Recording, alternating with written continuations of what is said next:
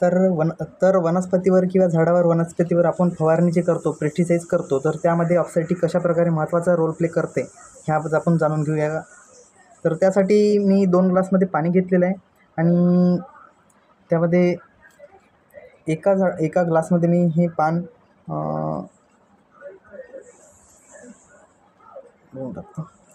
हे तुम्ही बघू शकता की हे पान मी यामध्ये पाण्यामध्ये बुडवलं, बट यामध्ये काही ड्रॉपलेट्स तयार झाले आणि याला पूर्णतः ड्रॉपलेट्स तयार झाले, बट पूर्णरित्या यामध्ये पाणी शोषून घेतलं गेलेलं नाही आहे. बरोबर आहे.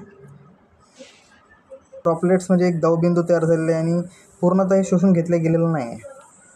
आणि झाडाचं एक पान मी आता ह्या ज्या ग्लासमध्ये मी अपसाईड ट्यूबचा वापर केलेला आहे त्यामध्ये टाकून दाखवतो.